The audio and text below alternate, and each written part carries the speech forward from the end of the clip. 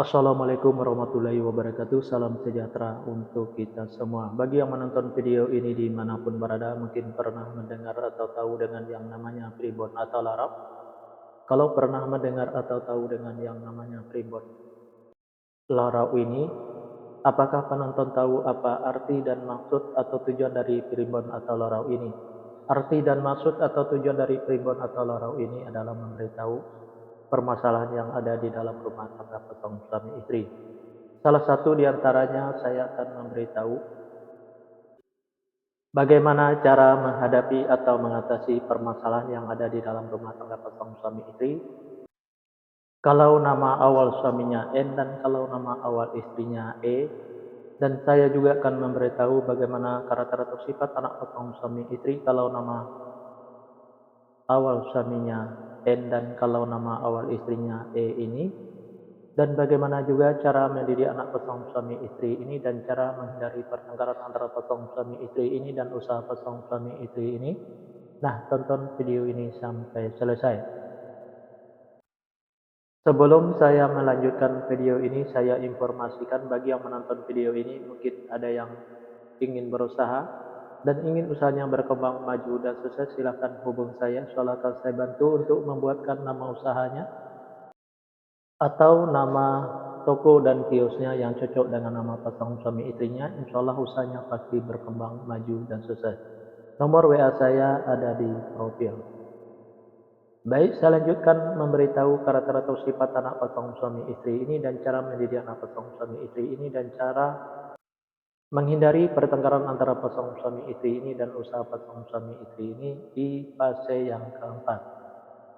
Di fase yang keempat ini pasangan suami istri ini kalau punya anak-anak, pasangan suami istri ini anaknya laki-laki, kalau seandainya anaknya perempuan, anaknya pemberani, pintar, dan cerdas. Karakter atau sifat anak pasangan suami istri ini seperti pemimpin baik anaknya perempuan atau laki-laki. Mendidik anak pasangan suami istri ini tak perlu marah-marah apalagi sampai naik darah, cukup dengan logika dan masuk akal saja. Insya Allah apa yang disampaikan anaknya akan menerima baik anaknya perempuan atau laki-laki. Pasangan suami istri ini gampang tersinggung baik suaminya maupun istrinya. Untuk menghindari pertengkaran antara pasangan suami istri ini, kalau suaminya lagi marah-marah jangan diladeni, dan kalau lagi emosi jangan ikutin emosinya, dan kalau istrinya juga lagi marah-marah jangan diladeni, dan kalau lagi emosi jangan ikutin emosinya. Pasangan suami istri ini banyak godanya di luar, salah satu di antaranya kalau suaminya itu perempuan, kalau istrinya itu laki-laki. Biar suaminya tidak tergoda di luar, servislah suaminya dengan semaksimal mungkin dari A sampai Z. Kalau ada goda di luar jangan sampai tergoda, karena yang di luar itu belum tentu sebaik suaminya yang sudah ada. Dan biar istrinya juga tidak tergoda di luar, saya milih istrinya dengan semaksimal mungkin dari A sampai Z. Kalau ada goda di luar jangan sampai tergoda, karena yang di luar itu belum tentu sebaik istrinya yang sudah ada. Pasangan suami istri ini apa yang diusahakan selalu berkembang maju dan sukses, dan apa yang direncanakan selalu terlaksana, dan apa yang dicita-citakan selalu tercapai. Fase yang kelima, pasangan suami istri ini kalau punya anak-anak, pasangan suami istri ini anaknya laki-laki. Kalau seandainya anaknya perempuan, anaknya pemberani, pintar, dan cerdas. Karakter atau sifat anak pasangan suami istri ini seperti pemimpin baik anaknya perempuan atau laki-laki. Mendidik anak pasangan suami istri ini tak perlu marah-marah apalagi sampai naik darah, cukup dengan logika dan masuk akal saja. Insya Allah anaknya akan menerima baik anaknya perempuan atau laki-laki. Pasangan suami istri ini susah untuk menyimpan atau mengumpulin hasil usahanya yang didapat, bisa dikarenakan pasangan suami istri ini boros, bisa juga karena masuk ke rumah sakit atau dirawat di rumah sakit, bisa juga karena ditipu orang atau dibohongin orang. Biar hasil usahanya bisa tersimpan atau terkumpul, jangan ikutin keborosannya, baik keborosan suaminya maupun keborosan istrinya, biar tidak masuk ke rumah sakit atau dirawat di rumah sakit. Jaga kebersihannya dan jaga makanannya biar tidak ditipu orang atau dibohongin orang. Tingkatkan kehati-hatiannya. Usaha pasangan suami istri ini selalu berhasil.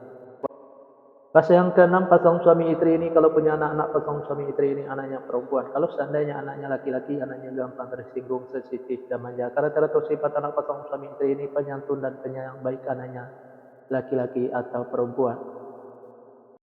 Mendidik anak pasangan suami istri ini tak perlu marah-marah apalagi sampai naik darah, cukup dengan dimanjakan saja, tapi jangan terlalu dimanjakan. Insya Allah apa yang disampaikan anaknya akan menerima baik anaknya laki-laki atau perempuan.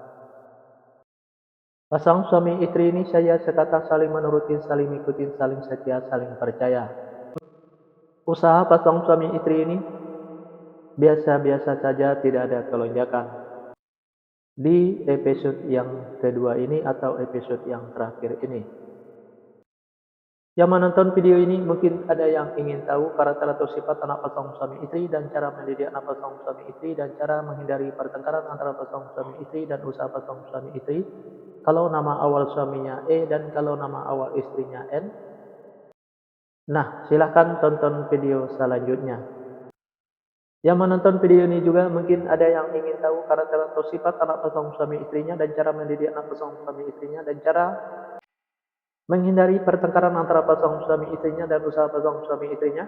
Nah, tulis saja di kolom komentar nama lengkapnya dan nama lengkap pasalnya. Insyaallah akan saya jawab dengan video.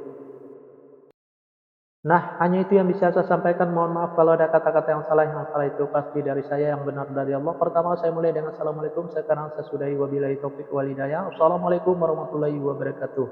Salam sejahtera untuk kita semua.